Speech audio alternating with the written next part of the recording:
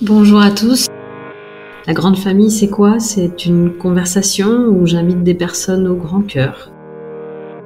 Vous y retrouverez des femmes et des hommes de multiples nationalités qui ont un point commun, celui de partager un morceau de leur vie. Alors sans plus attendre, je laisse place au podcast de la grande famille. Véronique, merci. Tu es la première invitée du podcast La Grande Famille. Alors aujourd'hui, on va parler de ce que c'est qu'accueillir un au-pair. Enfin, ce qui est assez intéressant, c'est que finalement, cette expérience-là, elle est valable pour la personne qui rejoint la famille, elle est valable pour les parents et elle est valable aussi pour les enfants. Selon toi, tes filles, qu'est-ce qui les motive? Qu'est-ce qui fait qu'elles se diraient, moi, j'aimerais bien partir au pair plus tard? Je sais pas si c'est peut-être le fait de voyager, de pouvoir être au sein d'une famille. Bon, après, elle voit ce qu'on fait pour la fille au pair et c'est vrai qu'il y a beaucoup de bienveillance. Et je pense que c'est de vivre cette expérience, pas nécessairement dans une école, ou de vraiment être bien entourée et d'être en famille. Mes filles sont très famille. Ouais. Alors, c'est vrai que de voyager, d'apprendre la langue. Après, elle le dit un peu comme ça, mais je sais pas si elle le fera. Mais c'est vrai que j'essaie de leur ouvrir un peu les horizons depuis quelque temps. Et oui, je pense que c'est de voyager, mais accompagné, sans être vraiment seule tout le temps. Surtout que ma fille, elle aime beaucoup les très petits, parce qu'elle est quand même petite déjà. Mais je pense d'avoir ce contact avec les enfants et en même temps profiter de ce nouveau pays. Ouais. Alors, on est parti directement dans le vif du sujet. Donc, toi, tu habites sur la côte basque, à Saint-Jean-de-Luz. Oui. Voilà, tu as 2 filles. Oui, de 11 et de 8 ans. De 11 et de 8 ans. Et tu as déjà accueilli plusieurs filles au pair? Oui, alors j'en ai accueilli à travers Au Pair Butterfly 2. Et c'est vrai que juste avant, ça faisait déjà quelques temps que je réfléchissais. Et pas nécessairement, j'ai pas accueilli une fille au pair, mais j'avais dans l'idée, je me suis dit c'est une bonne idée, mais je savais pas comment le faire. Quand je t'avais rencontré dans une réunion de présentation, et j'osais pas, je savais pas si c'était pour moi, parce que je suis quand même souvent là. Et en fait, il y a eu un été où j'ai eu une opportunité de la fille d'une amie, même pas d'une amie. C'était ma première fille au pair, quand j'avais 4 jours, et qui m'a dit, ma fille, elle cherche du boulot juste pour l'été.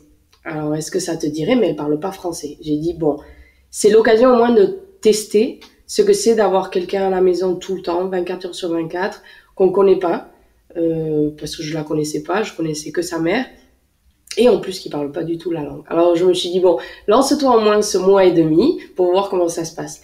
Et vraiment, ça a été une super expérience, et je me suis dit, ok, je veux plus, mais avec un encadrement et savoir à l'année. Et en plus, j'ai eu quelques opportunités de différents projets parce que comme je disais avant, je suis souvent à la maison, mais maintenant, je bouge pas mal, j'ai beaucoup de déplacements et surtout des déplacements d'une semaine où je peux pas laisser les enfants tout seuls avec mon mari parce qu'il y aurait trop de choses à faire. Et je me suis dit, bon, allez, j'avais encore ton contact, et j'ai dit, bon, allez, je me lance, j'appelle Manuela, je vais poser les bonnes questions, et c'était clair depuis le début, alors c'est ça ce qui m'a plu, et je me suis dit, bon, je vais déjà essayer de chercher dans ce que je veux, voir ce qui est possible, parce qu'en plus, quand on a commencé, quand j'ai eu l'idée, en plus c'était pile confinement. C'est vrai. Alors, t'es pas très sûre de pouvoir me trouver quelqu'un, en tout cas de ce que je cherchais, parce que comme je suis moitié espagnole, moitié française, je cherchais quelqu'un qui parle espagnol pour faire pousser mes filles à parler espagnol, parce qu'elles le comprennent, mais elles me répondent pas en espagnol. Et voilà, c'était lancé. Tu m'as aidé à trouver une comme ça qui est passée à travers toutes les visas et tout ça, une exception. Et j'ai commencé comme ça en octobre 2021. Ok. Ouais. Donc en octobre 2021, tu as accueilli Véronica. Véronica. Tout à fait. Et de quelle nationalité elle était, Véronica? Alors, elle est mexicaine. Et heureusement, elle avait des origines espagnoles. Alors, elle avait le passeport européen. Ok. Véronica, quand elle est arrivée chez vous, comment ça s'est passé avec les enfants Alors, avec la grande, très bien. Avec la petite, c'était plus difficile. Je pense que la petite a eu beaucoup de mal à comprendre pourquoi on avait quelqu'un à la maison. Elle est beaucoup plus maman. Alors, c'était vraiment le cas que je comprends aujourd'hui. Tout à fait normal chez les filles au père et les nounous. Mais voilà, elle m'en voulait un peu d'avoir cette personne-là qui remplaçait, entre guillemets, pas nécessairement sa maman à certains moments. Et c'était un peu plus compliqué. Mais compliqué sans non plus rentrer dans une grosse violence, hein, mais juste par rapport à des paroles. Elle n'était pas super agréable. Alors, heureusement, avec Véronica, on a beaucoup parlé. Elle savait qu'elle pouvait venir me voir. Si jamais il y avait un souci, j'étais toujours à l'écoute. Et un jour, elle est venue et elle m'a dit... Elle a essayé avec ses paroles. Elle me dit... qu'est-ce que je pourrais faire de plus pour que ça se passe mieux avec Noémie? Et moi, à ce moment-là, je savais même pas que ça se passait pas très bien. Et là, elle m'a expliqué. Et là, j'ai dit, c'est pas possible. Alors, tout de suite, mon mari et moi, on a parlé avec Noémie, en lui expliquant voilà, qu'il y a certaines choses qu'on ne dit pas, mais des bêtises d'enfant. Moi, je le savais très bien qu'il n'y avait pas de méchanceté nécessairement derrière, que c'était vraiment quelque chose contre moi. Et ça a été très vite réglé, parce que on lui a donné des idées à Véronica pour peut-être plus se rapprocher. Bon, après, ils ont fait beaucoup de cookies et de gâteaux. Je pense que ça, c'était leur truc. Mais oui, je lui ai donné plusieurs idées de ce qu'elle pouvait faire pour se rapprocher, et ça a été. Après, c'est aussi une occasion pour apprendre aux enfants ce que c'est le respect envers l'autre, parce que ça reste des enfants. Alors effectivement, il faut gérer ça, et la personne à la maison n'ose pas toujours venir nous dire les choses. Mais heureusement, Véronica l'a fait assez tôt. Ça faisait déjà quelques jours, mais bon, assez tôt. Et surtout qu'on a pu régler le problème très vite. L'au pair, elle parle quelle langue avec les enfants? Alors avec Véronica, j'ai pas trop donné de règles. Pas nécessairement des règles, mais pour moi, elle venait apprendre le français. Alors oui, j'ai expliqué que j'aimerais qu'elle parle espagnol, ou que les filles s'améliorent en espagnol. Mais on parlait beaucoup en français avec elle. Et comme elle s'est améliorée, mais très très vite en français, les filles, elles ont profité de ça pour lui parler plus en français qu'en espagnol. Mais ça a avancé, ça faisait son petit bout de chemin. Et avec Sophia, que j'ai maintenant,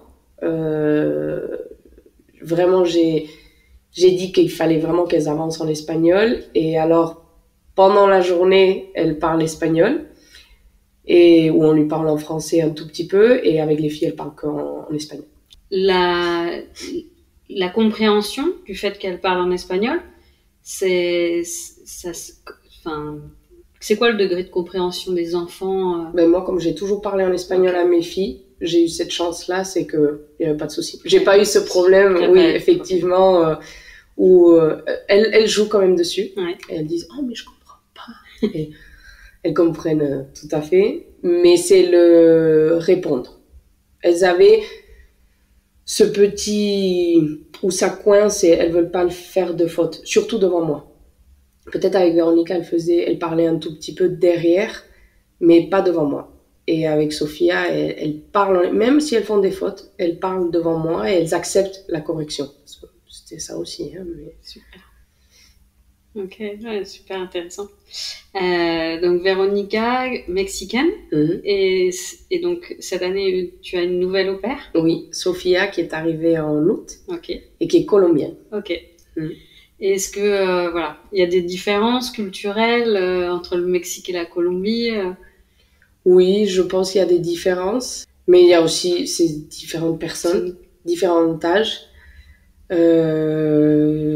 Différentes éducations aussi. Alors, les deux sont très bien chacune dans leur profil. Ouais. Mais c'est vrai qu'avec Véronica, c'était ma première expérience, alors moi aussi j'ai beaucoup appris. Parce que je pense que c'est ça aussi ce que je te disais l'autre jour, c'est d'apprendre aussi de cette expérience pour, si on continue à en accueillir d'autres, peut-être de s'améliorer soi-même aussi. Parce que on accueille, mais c'est pas si évident que ça tout le temps. Et peut-être on dit ou on dit pas des choses que peut-être on devrait ou on devrait pas.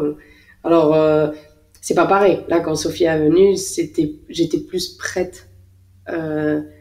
Et c'était plus clair dans ma tête ce que j'attendais de la personne. Avec Véronica, c'était plus un travail ensemble, de grandir ensemble et de savoir, bon, ça parce qu'elle était très bienveillante. Alors, il n'y a pas eu de clash entre nous. Alors, je disais si je me trompais dans quelque chose, on en parlait des deux côtés.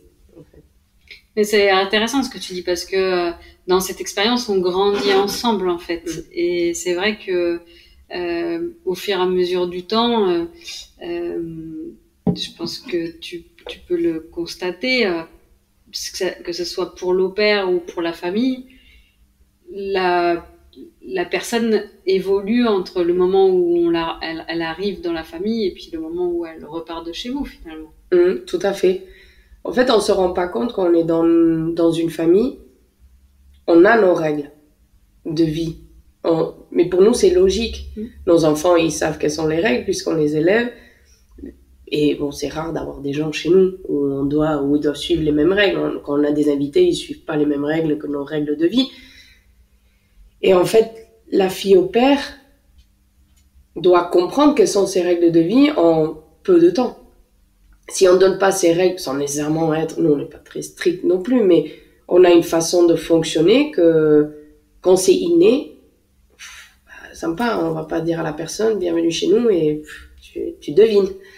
Et j'étais beaucoup plus claire en fait ce que j'attendais, quelles sont les règles, parce que en plus nous on a une image, les Français, vers l'extérieur qui est pas toujours réaliste ou même positif. Alors il y a beaucoup de travail aussi d'expliquer ce qu'on fait pas, ce que peut-être eux ils croient qu'on fait et qu'on fait pas, comme par exemple les douches. J'ai eu la question dans un entretien d'une fille que finalement on n'a pas eu, où elle m'a posé la question si elle avait le droit de se doucher tous les jours ou pas. Alors il y avait beaucoup de choses comme ça où ça peut être des règles pour nous vraiment basiques, mais qu'il faut les dire parce qu'il faut que la personne se sente le plus à l'aise. Plus on est clair au début, plus la personne va être à l'aise. Elle sait où elle rentre.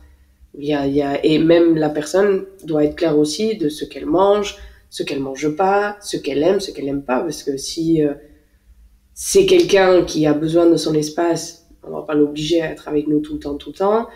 Bon, déjà, on peut pas l'obliger, mais oui, il faut être clair. C'est intéressant ce que tu dis. C'est vrai que plus il y a de clarté et finalement meilleure la communication peut se construire. Oui. C'est valable dans plein d'environnements ou de situations de vie, mais c'est renforcé finalement dans cette relation-là qui est une relation du quotidien. Mais avec les deux, que ce soit avec Véronica, avec Sophia, on se disait depuis le début, la communication c'est le plus important. Ça va pas marcher parce que s'il y a quelque chose qui bloque de leur côté, elles vont traîner et un jour ça va exploser. Et il y a nos enfants au milieu, il y a notre vie de famille. Alors si ça explose, ça peut ne pas marcher. Je dis pas que ça va marcher pour tout le monde, mais il faut le dire. Et même pour nous aussi. Si on attend pour des petites choses, est-ce qu'elle doit entretenir la voiture, la voiture qu'elle conduit, est-ce qu'elle doit entretenir la chambre, est-ce qu'elle fait le linge, est-ce qu'elle fait pas le linge, est-ce que c'est la chambre des enfants, est-ce que c'est pas... Si c'est pas clair, si nous on attend qu'elles décident d'elles-mêmes, il y a des filles, elles sont très jeunes, elles ont peut-être jamais fait un ménage de leur vie, elles vont pas savoir des choses que peut-être pour nous sont logiques, mais pas pour elles. Alors, mais moi j'ai eu beaucoup de chance, c'est que quand je disais quelque chose, elles ont jamais eu un souci de me dire, elles étaient pas choquées. Il y avait rien, s'il faut passer l'aspi, pas dans toute la maison, mais dans les espaces des enfants, S'il fallait repasser, ah oui, oui, pas de souci. Ou... C'est vraiment la communication. Comme tu dis, ça fonctionnera pas si on communique pas. Tu leur parles en français ou tu leur parles en espagnol? Euh, En espagnol et j'essaye de parler en français pour qu'elles améliorent le français. Okay. Pour que Sophia avance, je lui parle en français dès que je peux et dès que on est avec les enfants, en espagnol. Ok. Et même mon mari lui parle en espagnol. Ah, c'était la question que j'allais te poser. Comment ça se passe la relation entre un papa, un mari et nos pères? C'est toujours une question, je pense, dans le subconscient, on se dit, mais avoir une au-pair à la maison, comment ça se gère vis-à-vis du conjoint, du mari? Oui, mais alors en plus, moi j'ai un mari qui est très casanier. Alors il est souvent là aussi quand il n'est pas dans son commerce où il travaille. Moi, honnêtement, ça se passe super bien. Effectivement, comme c'est des filles qui viennent de l'étranger, mais c'est ce moment un peu de stress de en quoi je vais lui parler. Moi, ça s'est très bien passé. En plus, quand je pars, c'est pour ça que j'avais les filles au pair. Moi, je vais partir en déplacement une semaine entière. Alors, il y a des dîners, des repas où elle va être toute seule avec les enfants et mon mari. Alors, s'il n'y a pas de discussion, là, il y a un gros silence. Mais j'ai pas eu ça. Parce que il faut qu'effectivement, le conjoint s'implique. Sauf si, effectivement, dans d'autres familles, je sais pas comment ça fonctionne, mais soit la fille au père, elle mange à un autre moment, mais c'est vrai que mon mari, en tout cas, il est impliqué il a tout à fait compris depuis le début ce que c'était une fille au père. Elle faisait partie de la famille et elle s'est très bien intégrée, en fait. Maintenant, ils font des blagues entre eux. C'est très drôle, les blagues en espagnol avec mon mari, l'accent super. Accent français, mais non, il a un bel accent. Mais c'est rigolo de voir finalement comment cette personne intègre une famille.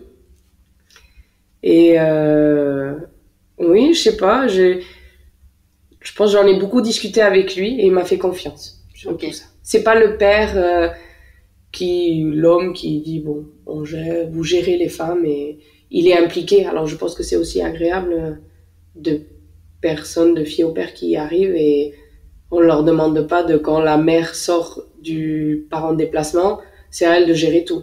Elle reste une fille au père et il y a quand même le papa qui va gérer et qu'elle est là, continuer sa vie de fille au père. Mais je t'ai dit un mot qui est clé. Je pense que c'est une relation qui fonctionne quand il y a de la confiance. Et cette confiance doit être forte déjà au sein de la famille. Et c'est ce qui permet à l'au-pair de trouver sa place, de sentir qu'il y a de la confiance dans la famille dans laquelle elle est accueillie. Oui, tout à fait. Je pense que la confiance, elle se fait, comme j'ai dit tout à l'heure, en parlant beaucoup. Il faut pas prévoir que la fille au père, elle arrive et elle se mette tout de suite dans le truc. Il faut quand même prévoir quelques jours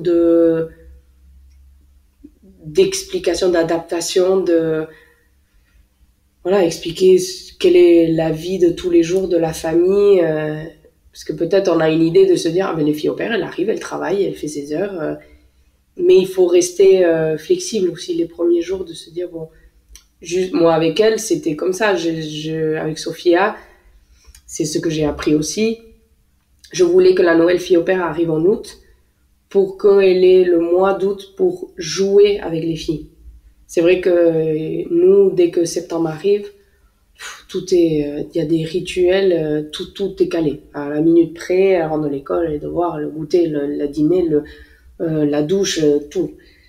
Et je pense que c'est ça avec Véronica qui a été compliqué au début, c'est qu'il n'y a pas eu cet espace de jeu, de vraiment créer cette relation un peu plus complice. On n'est pas obligé de tout engueuler, dépêche-toi, il faut que tu te mettes, lave les cheveux, brosse les dents. C'est toujours à courir après les enfants. Et là, Sophia, c'était mon souhait qu'elle vienne. J'ai dit après, tu sais, je suis là, c'est les vacances. Alors, ça sera différent. Et depuis le début, j'étais très claire avec elle que les premières semaines, c'était plus des semaines d'adaptation, des horaires un peu étranges parce que je respectais toujours les horaires. Mais De temps en temps, on était ensemble et c'était pas vraiment les horaires. Alors, on a beaucoup discuté. J'ai dit, s'il y a un moment où t'es pas à l'aise, où tu veux partir, ou tu veux faire quelque chose pour toi, c'était très clair pour elle. À quel moment je voulais vraiment qu'elle soit là, et à quel moment elle était là, si elle veut, et si elle voulait. Et en fait, ça s'est passé vers le mois de septembre, où ça a continué, cette manière de fonctionner, où maintenant, elle vient le dimanche, c'est son jour de repos. Si on fait une activité qui lui plaît, évidemment, je propose et elle vient si elle veut et elle va voir ses amis ou découvrir un endroit d'ici si elle le souhaite. Ça me fait la transition sur la question que je voulais te poser. Finalement, qu'est-ce qu'elle fait l'au pair au quotidien dans la famille? Pour toi, qu'est-ce que ça change le fait qu'elle soit là? Quelles sont ses missions? Voilà, dans son quotidien, comment ça s'organise dans votre famille? Alors, Véronica avait plus d'heures parce qu'elle avait un passeport européen. Ouais. Alors, elle avait 30 heures. Ouais. Parce que j'ai deux profils différents. Il y a 25 heures et 30 heures. Qui a l'air un peu anodin, et j'avais mon travail de sophrologue qui se développait au tout début. Alors maintenant, j'ai un peu plus d'heures. Le samedi matin, par exemple, qu'avec Véronica, j'avais pas. Et avec Véronica, c'est elle on se levait toutes les deux. Moi, je levais mes enfants. Parce que ça, je voulais vraiment pas perdre ce côté. Pour moi, il y a certaines choses que je veux faire en tant que maman. Ouais, je comprends. Et même mes enfants. Je lève mes enfants. Et elle m'aidait à préparer les goûters et pauses fruitées. Elle les amenait à l'école parce qu'elle allait à l'école aussi prendre ses cours. Et après, il y a Sophia. Alors, c'est différent. Où elle s'occupe à partir de 16h. On va les chercher à l'école. Fait des devoirs, goûter, activités. Et en fait, je les récupère entre guillemets à 19h. Mais bon, D'accord. je suis là en train de faire soit le dîner. Et par contre, les deux, ce qu'elles faisaient de plus, j'incluais une heure dans leur temps par journée pour faire les chambres des filles et la salle de jeu. Elles font pas le linge. D'accord. Elles font pas le dîner. D'accord. Mais c'était voilà mon choix. Je sais qu'il y en a d'autres qui ont besoin. Des babysitting de temps en temps? De temps en temps. Selon si je demandais de babysitting, soit c'était des heures payées en plus, soit c'était récupéré. Ok. Et pendant le soir, vous dînez tous ensemble? Oui. Ok. Toujours. Et les filles au pair sont ok avec ça et... Oui, les deux que j'ai eu, oui. Okay. Véronica, vers la fin, elle allait souvent dîner avec ses copines. D'accord, ok. Et pendant les vacances, comment ça se passe? Est-ce que vous partez en vacances ensemble? Est-ce qu'elles prennent des vacances et elles voyagent de leur côté? Souvent, mais c'est les vacances scolaires. Ouais. En France, qui bougent en tout cas toutes nos vacances. Moi, ce que je fais, il y a les vacances de février où toujours je les passe en famille, avec mon mari, mes deux enfants, que les 4. C'est comme ça que ça s'est passé depuis des années. Alors, ce que je dis aux filles au pair, pour le moment, ça a été un choix. Je sais qu'à la Toussaint, je vais partir avec elles, parce que je pars toujours en vacances, sauf à Noël. Alors, j'ai dit soit elles viennent avec moi, et je leur permets de voyager, parce que je voyage. Soit elles peuvent aller voyager. Pour le moment, la Toussaint, là je pars avec Sophia. On part une semaine à Paris et on part une semaine en Normandie voir mes beaux-parents. Super. Alors elle est très contente parce qu'on va aller voir le Mont Saint-Michel qu'on avait déjà montré à Véronica l'année dernière.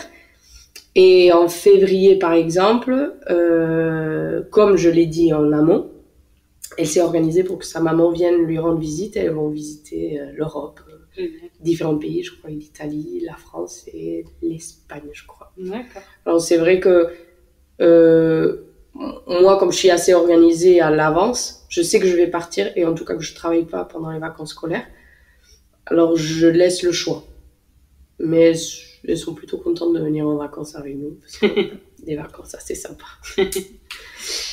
Et toi, tu disais que Véronique, que tu as eu des au pairs quand tu étais jeune.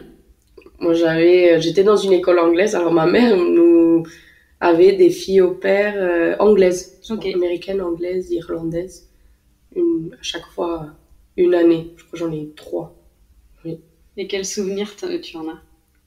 Oh, moi j'aimais bien. J'étais pas toujours facile, c'est pour ça quand il y a eu la situation, j'étais très facile. Mais j'ai eu ces moments de quand je m'attachais à une et il y a l'autre qui arrivait, par loyauté, j'étais un peu plus coquine avec la prochaine et ça passait. J'aimais beaucoup parce que en plus moi je dormais avec, chose que maintenant ça se fait plus. Donc ça veut dire qu'elle dormait dans ta chambre? Oui, moi Ok. je dormais avec mes filles au père. Ah, ok. Alors c'était comme avoir une grande sœur. Ouais. Alors je découvrais plein de choses. C'était sympa. Non, j'ai eu beaucoup de chance. Honnêtement, elles étaient super. Elles m'aidaient avec les devoirs, mais j'étais pas un enfant très compliqué. Mais je pense que c'est plus ma mère qui doit savoir comment c'était, parce que quand on est un enfant, on voit ça comme ouah, je dors avec une grande sœur. Ou... Moi, ça m'a pas gênée. J'étais pas stressée. Et aujourd'hui, tu dirais que c'est quoi la relation que tu as avec tes au-pairs? Tu les considères comment finalement? C'est un mélange entre fille, petite sœur et même presque amie, parce que c'est des partages. Moi, j'ai beaucoup voyagé, j'ai beaucoup été à l'étranger, et je sais ce que c'est d'être loin de chez soi. Alors, j'essaye de les traiter comme j'aurais aimé qu'on me traite en étant chez elles. Et comme je connais leur culture, en tout cas la Colombie, j'ai plusieurs amis colombiens. J'essaye de m'adapter aussi et d'essayer qu'ils aiment notre culture. Je trouve ça un peu dommage, cette image qu'ils ont de la France de temps en temps. C'est très intéressant ce que tu dis, parce que c'est quelque chose dans lequel je crois fondamentalement que quand on accueille un étudiant chez soi, que ce soit un au-pair, quand on accueille quelqu'un pour une durée aussi longue que tu peux le faire, il y a vraiment cette volonté d'avoir le sens de l'hospitalité, de partager la culture de notre pays, de partager certaines valeurs en fait que l'on a. En tout cas, c'est vraiment quelque chose que je constate et moi-même que j'ai toujours ressenti et que beaucoup de familles partagent. Et je trouve ça très intéressant en fait de cette prise de conscience et puis aussi cette générosité, parce que pour un étudiant, être accueilli dans une famille qui a autant de générosité, ça construit et ça donne de l'amour, ça donne de la force pour grandir finalement. Oui, ça leur donne de la force pour grandir, mais ce que je me rends compte, c'est que ça apprend aussi des choses à mes enfants, parce que le fait de faire des efforts ou de montrer notre culture, déjà ça me permet de montrer certaines choses à mes enfants. Quand on part à Paris, oui, peut-être on va faire des choses qu'on n'aurait pas fait si elle n'était pas avec nous. Ou dans mon discours, je vais dire, mais on va aller là parce que Sophia n'a jamais vu tel endroit, ou il faut lui montrer ça parce que c'est important. Alors, même elles se disent, ah ben, ok, ça, ah oui, alors elles commencent à rentrer dans la discussion, ah il faut qu'on l'amène là, ou il faut qu'on lui montre ça, ou il faut... Alors, je le vois que ça commence à évoluer, où elles prennent en main un peu ce côté vouloir partager. Se connaît, qui on est, notre culture, la nourriture. Enfin, la nourriture, nous, on aime beaucoup manger. Et partager surtout ce qu'on aime manger. C'est vrai que, comme tu me disais tout à l'heure, nous, on déjeune ensemble. Bon, les enfants sont à l'école, mais on déjeune ensemble et on dîne ensemble. Avec la fille au père. Mais oui, je pense que c'est pas que pour les filles au père. C'est aussi important pour les enfants. Bien sûr. Voir les parents, comment les parents réagissent vis-à-vis de quelqu'un de plus jeune, que même jeune, pour elles sont déjà assez âgées, même s'ils ont une vingtaine d'années, mais se disent, ah, c'est quand même sympa de réagir comme ça avec quelqu'un, de faire l'effort, de pas juste être entre nous et de... C'est facile de rester dans son cocon, et c'est agréable aussi de temps en temps, c'est agréable aussi de se retrouver que en famille, parce que ça, je sais qu'il y a beaucoup de familles, quand j'en parle de l'expérience, ils disent je sais pas comment je ferais pour avoir quelqu'un 24 heures sur 24 à la maison. Et je dis, mais c'est pas que comme ça. C'est pas gênant, je peux comprendre, mais c'est pas que 24 heures sur 24, déjà, on dort pas tous ensemble. Mais c'est ça, c'est d'apprendre à respecter l'espace. Mes filles, aujourd'hui, c'est pas juste, non, elle ne travaille pas, tu la laisses tranquille, c'est il y a une différence de comportement quand Sophia travaille et quand Sophia, elle est juste là pour accompagner parce qu'elle a envie de regarder un film ou qu'elle a envie de jouer. Et ça aussi, ça leur apprend à respecter les limites et... Je le traduirais comme ça. Oui. Peut-être qu'il y en a un autre. Mais c'est ça. Ouais. Non, mais c'est très intéressant. Et est-ce que tu peux nous parler un peu de ton parcours, Véronica? Donc toi, tu as étudié à l'étranger. Oui. Donc tu es espagnole. Oui. T'as grandi où en Espagne? Alors moi, je suis née en France parce que ma mère... Okay. On était en Espagne, mais ma mère, elle a couché en France et elle revenait. D'accord. Mais je suis française. J'ai grandi à Madrid. Ok. Et à 14 ans, je suis partie aux États-Unis pour mes études, lycée et université. D'accord. Je suis partie très tôt. Ouais. Et très loin. Très loin. Et je faisais beaucoup de sport. Alors c'était presque aujourd'hui, c'est presque le cas encore aujourd'hui, mais où on pouvait faire du sport haut niveau et continuer des bonnes études. Ok. Malheureusement. Et je suis partie. Et ça a été une expérience. Un peu compliquée au début, mais c'était une belle expérience. T'étais où aux États-Unis? Le lycée, je l'ai fait à côté de Boston, à Phillips Academy, à Andover. Et l'université à Wake Forest, en Caroline du Nord. Alors, deux endroits très différents des États-Unis. Alors, le choc culturel déjà entre l'Europe et Boston Caroline du Nord aussi. Mais c'était intéressant. Et après, je suis rentrée en France un peu à reculons. Bon, rentrée. T'es restée très longtemps. Oui, 8 ans. 8 ans aux États-Unis. De 14 à 22 ans. Et t'es partie très jeune et très tôt de chez tes parents, en fait. Oui. Et j'habitais pas avec une famille. T'étais en internat? Oui. On me demandait qu'est-ce que j'avais fait de mal. Mais non, j'ai rien fait de mal. Et toi, tu l'as vécu comment, finalement, de partir en internat? C'était mon choix. Jeune. Ok, c'était ton choix. Ma mère aurait aimé que j'attende un tout petit peu plus, mais j'ai dit non. J'ai dit, j'ai fini mon école. Je me vois pas aller dans une autre école et dire au revoir à mes amis dans 2 ans. Alors, soit j'y vais maintenant, soit j'y vais pas. Et je suis partie. J'ai toujours été très têtue. Et je suis partie, mais c'est vrai que c'était un autre monde. Je suis partie d'une école de 200 personnes. Ouais, on était 200 de l'âge de 3 à 14 ans. Okay. Et là, j'arrivais dans un lycée de 1200. Oui, un lycée de 1200. Alors là, le choc. Mais c'était intéressant. Et c'est pour ça que je sais ce que c'est d'arriver dans un pays et de se dire qu'est-ce que je fais? Quelles sont les nouvelles règles? Et de se gérer tout ça. Oui. Et j'ai beaucoup de chance. Et heureusement, ils avaient des host families qui nous accueillaient de temps en temps le week-end. Mais bon, au bout d'un moment, une fois qu'on avait notre vie, on n'avait plus envie de traîner avec des familles. On avait déjà les nôtres. Mais j'ai eu beaucoup de chance. C'est que j'ai eu des host families qui étaient adorables avec moi, qui m'ont montré un peu la vie américaine. Et une fois que c'était parti, c'était parti. L'université était plus simple.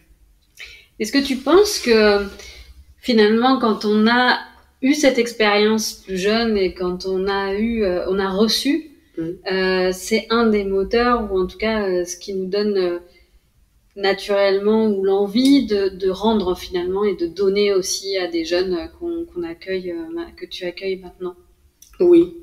En tout cas, comme je t'ai dit tout à l'heure, j'essaye de les traiter comme j'aimerais qu'on me traite ou que j'aimerais qu'on traite mon enfant. Si jamais... C'était un peu mon premier discours. Ma première fille au père, elle avait 19 ans. Elle était jeune.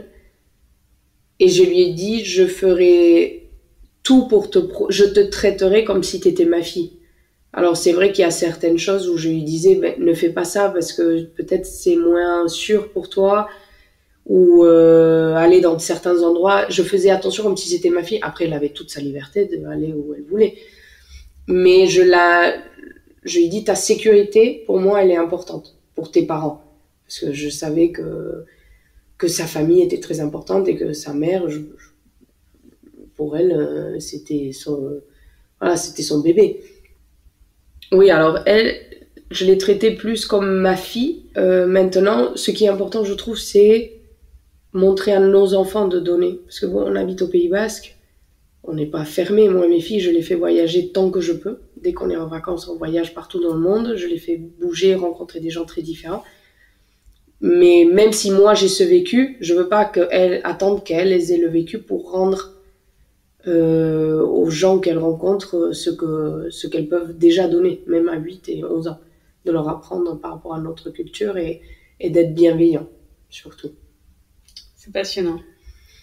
Mais après, parce qu'après les États-Unis, je suis partie en Amérique latine aussi. D'accord. Ah, alors, je veux savoir ça. Je me dis, après, c'est pour ça aussi j'ai un petit penchant pour Amérique latine. Mais après les États-Unis, je suis rentrée en France. Mais là, par contre, c'était gros choc culturel. Parce que j'allais de...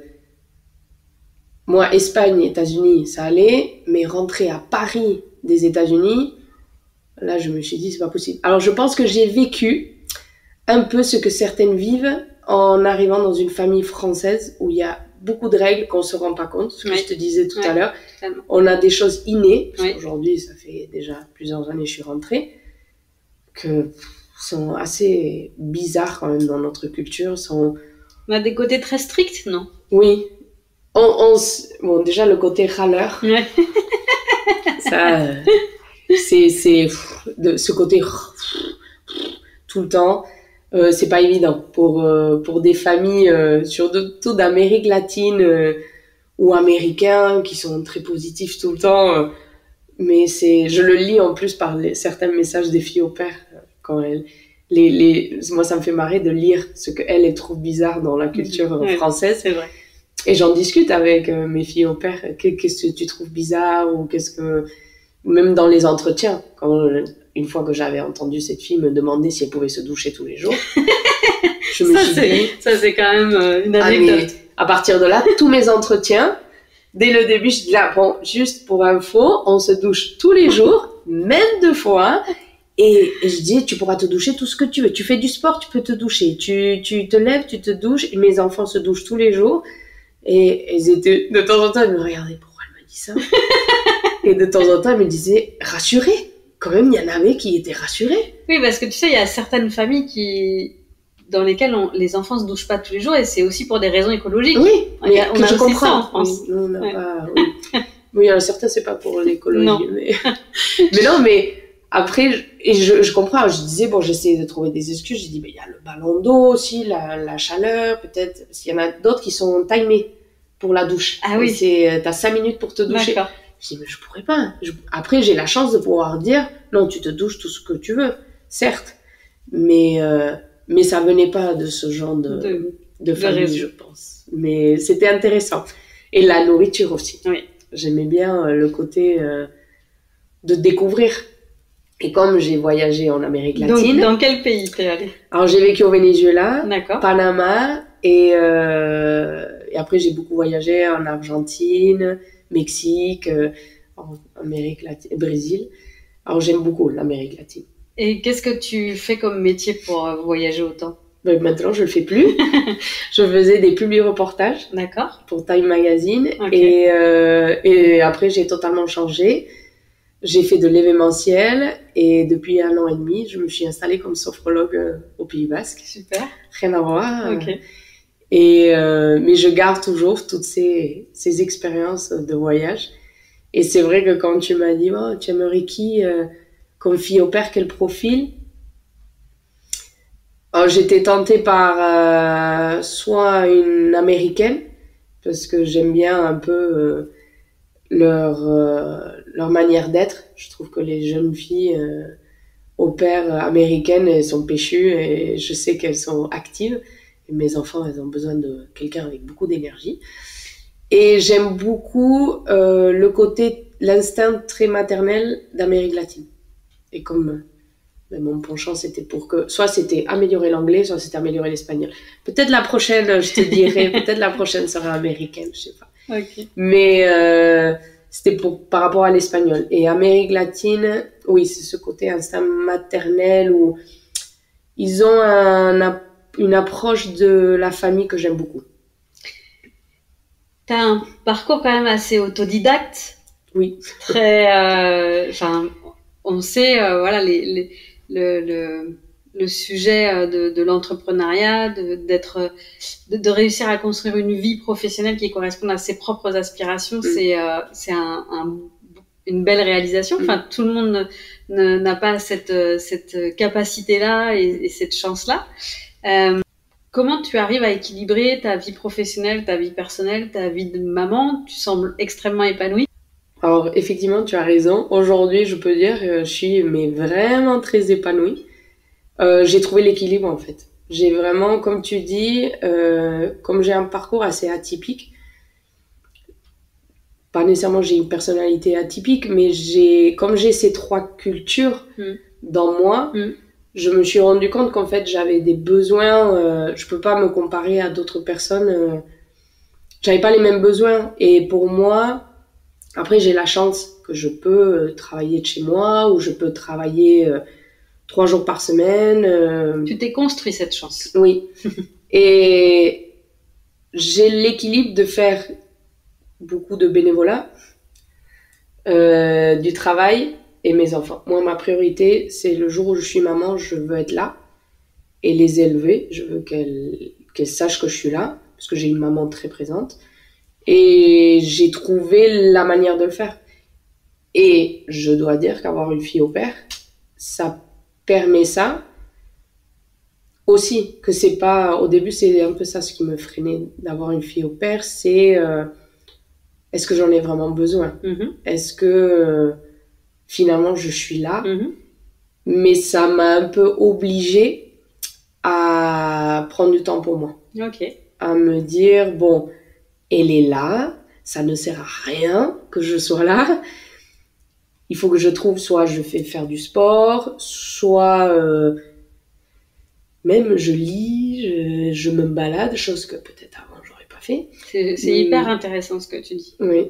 Et ça, moi je suis convaincue que cet espace-temps qu'on arrive à se créer personnellement, ça nous donne encore plus d'énergie pour nourrir le reste des sphères familiales, avec les enfants, professionnels, parce que c'est là où on retrouve de l'énergie, de l'aspiration, des idées aussi.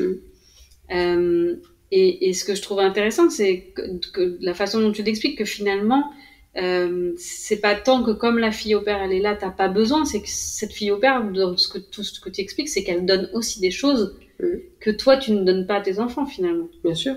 C'est complémentaire.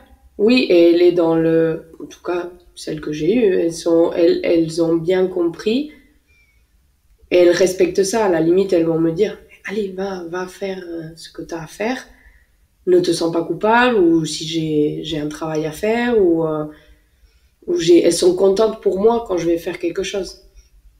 Mais j'avais peur de perdre ma place de maman. Oui.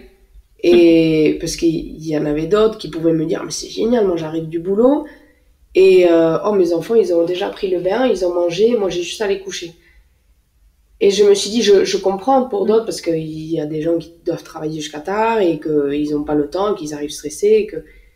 Mais je me suis dit, je peux pas donner certains moments qui sont importants pour moi et pour mes enfants, bien sûr, de les donner à quelqu'un d'autre.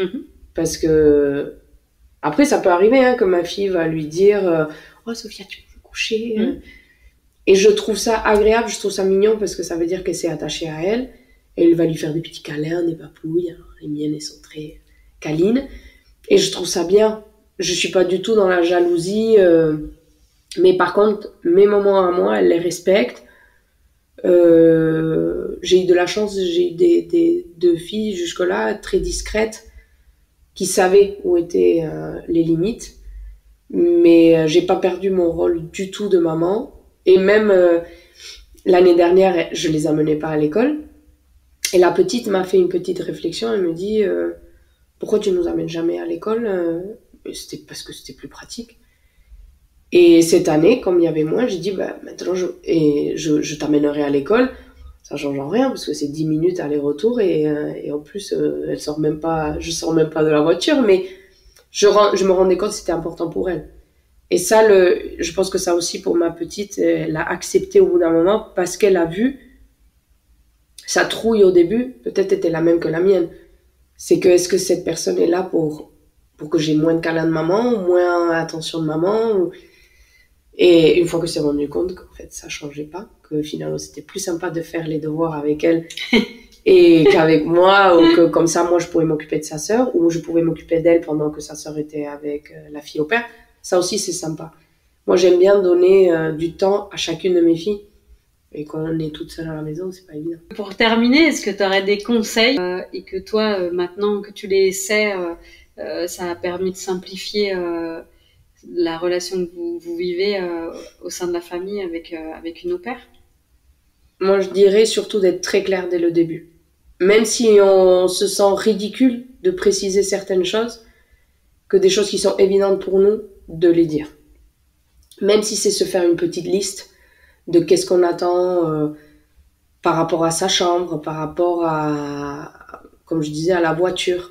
Si on lui donne une voiture, on lui prête une voiture. Si nous, on est très exigeants, de lui dire quelles sont ses exigences. De ne pas attendre que la personne devine quelles sont nos exigences. D'avoir un peu de flexibilité quand même, de s'attendre à que on va pas éduquer une fille au père. Elle n'est pas là pour qu'on l'éduque. C'est pas un employé de maison. Comme te poser la question. Oui, je pense que c'est difficile et je comprends que c'est difficile de faire la différence, mais c'est pas un employé de maison. C'est un échange culturel. Elle est là pour nous aider, mais c'est pas nécessairement sa seule priorité. C'est aussi d'apprendre le français, d'interagir, d'apprendre cette nouvelle culture, de peut-être voyager de temps en temps.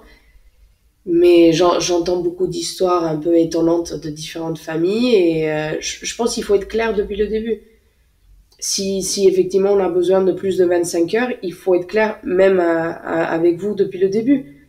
Si on a besoin de plus de 25 heures, alors il faut trouver soit une autre solution, soit être clair avec la fille au père et qu'elle soit payée en accord, ou elle récupère les heures. Ou je pense que quand j'entends les histoires qui reviennent des autres filles au père par rapport à travers mes filles au père, c'est cette frustration de soit j'ai pas de contrat, signer un contrat, ça c'est évident, d'être couvert, de si possible passer par une agence, et je le dis pas pour Au Pair Butterfly, je le dis parce qu'il y a même des agences dans leur pays qui les protègent aussi, qui les aident avec les papiers. Mais quand tout se passe bien, c'est très bien. Mais quand ça se passe mal, c'est hyper agréable d'avoir une équipe qui va nous soutenir et qui va nous aider à trouver la meilleure solution. Totalement. Parce que déjà, c'est assez compliqué en France. N'importe quelle personne qui a une nounou chez elle, qui a dû faire une rupture de contrat, sait comment ça se passe. C'est pas évident. Alors, ne pas se compliquer les choses dès le début. Mais j'aurais dit ça d'être le plus clair possible. Et est-ce que vous gardez contact avec les au-pairs? Alors toi, tu expliquais en introduction que tu as accueilli la fille de ton au-pair, donc ça veut dire que tu as gardé des contacts avec les filles au-pair qui ont vécu avec toi quand tu étais enfant. Je pense que ma première fille au-pair, celle qui m'a gardée quand j'avais 4 jours, j'ai dormi dans sa chambre, pareil, quand j'avais 4 jours, et elle l'a gardée. Je sais pas si encore aujourd'hui, mais elle a gardé jusqu'à il y a pas si longtemps encore une photo de moi bébé dans son portefeuille. Pour elle, je suis sa première fille et elle me le disait toujours et c'était émouvant de voir cet amour. Et je pense que si on peut avoir quelqu'un qui aime nos enfants et qui donne encore plus d'amour, l'amour on se partage pas, quoi.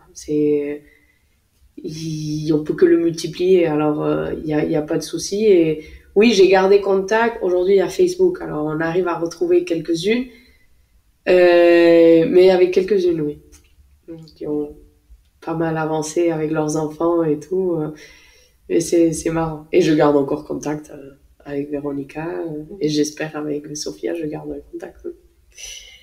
Alors, pour ceux qui nous écoutent, Véronique, elle a un pull jaune et elle est lumineuse comme le soleil. Donc voilà, je voulais te remercier pour cet échange.